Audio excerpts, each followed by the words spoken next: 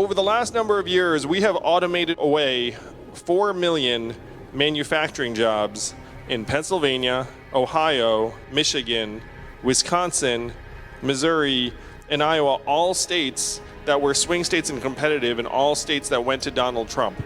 So that's the state we're in right now, and unfortunately, I'm here to say things are going to get much, much worse. What we did to the manufacturing workers, we're about to do to retail workers, call center workers, fast food workers, truck drivers, and on through the economy. A large American factory stopped production today after more than half a century.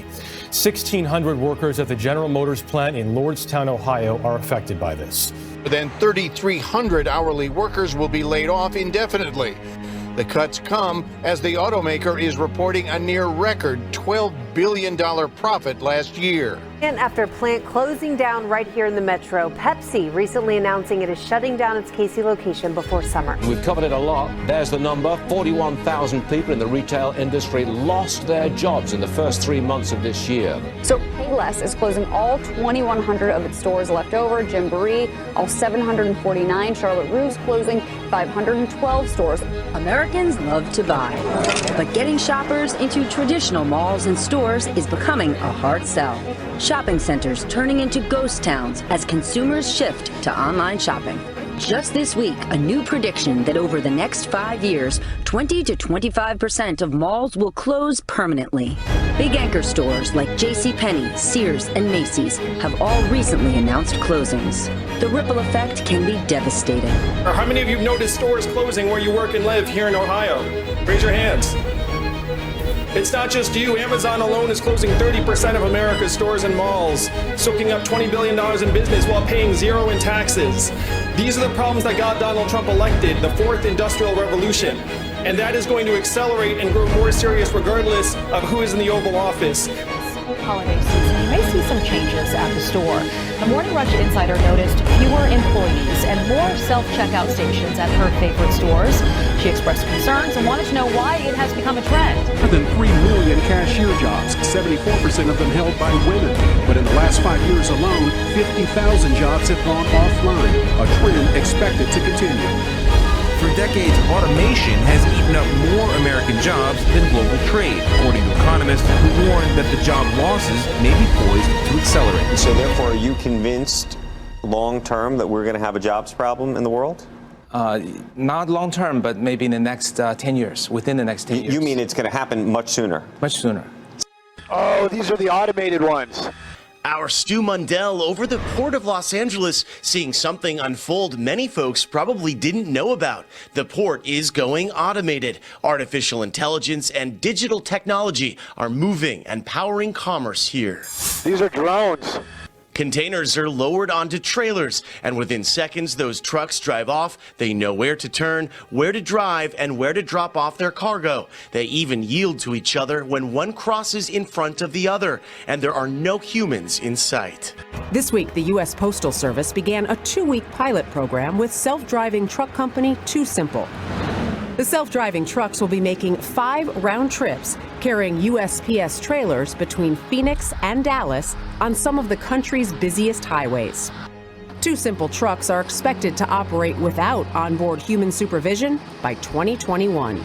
It doesn't get tired, it doesn't text, it is a very safe technology. Senator Warren, I've been talking to Americans around the country about automation, and they're smart. They see what's happening around them. Their Main Street stores are closing. They see a self-serve kiosk in every McDonald's, every grocery store, every CVS. Driving a truck is the most common job in 29 states, including this one.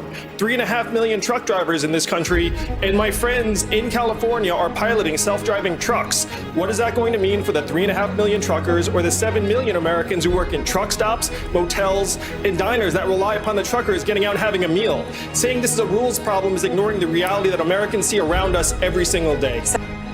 In other news, debt in U.S. households has hit a record high. Government data shows Americans owe $14 trillion. That number comes mostly from mortgages, student loans, and credit cards. People all across the country working in jobs once considered middle class, but now living far below a middle class lifestyle. The amount of adults in their late 20s living with their parents or grandparents is the highest it has been in over 75 years. The number of people living on the streets of Nashville is rising. In fact, in the last year, the homeless population has increased by about 10%. Now, the latest report just released from the Ohio Department of Health indicates suicide deaths have increased by 45% among all Ohioans in the last 10 years. Finally tonight, a stark new report shows the opioid crisis seems to be deepening across the country. The Centers for Disease Control released data showing overdoses are increasing at an alarming rate. The problem is that so many people feel like the economy has left them behind. What we have to do is we have to say, look, there's record high GDP and stock market prices. You know what else are at record highs? Suicides, drug overdoses, depression, anxiety. It's gotten so bad that American life expectancy has declined for the last 3 years.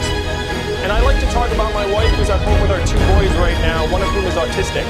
What does her work count at in today's economy? 0, and we know that's the opposite of the truth. We know that her work is among the most challenging and vital.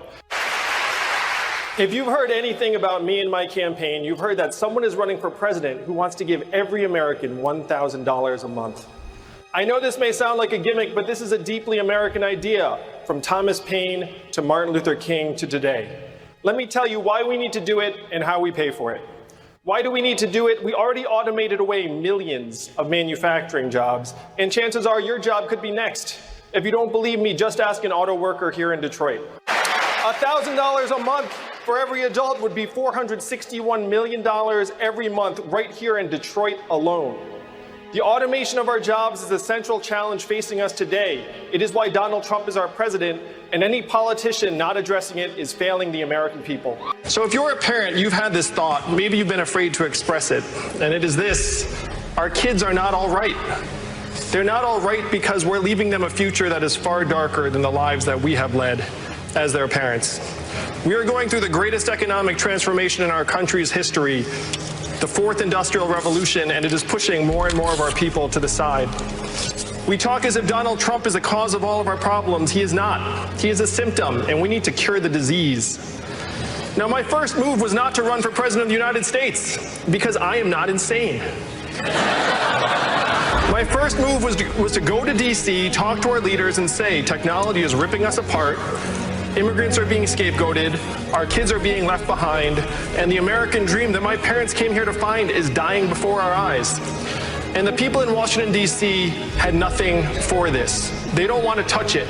They don't want to talk about an issue they don't think they have a solution for. I'm not running for president because I've fantasized about being president. I'm running for president because, like many of you here in this room tonight, I'm a parent and a patriot, and I have seen the future that we're leaving for our kids, and it is not something I'm willing to accept.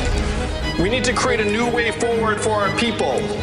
If you want to join us in rewriting the rules of the 21st century economy, go to yang2020.com and make it so that we can look our kids in the eyes and say to them, and believe it, your country loves you, your country values you, and you will be all right.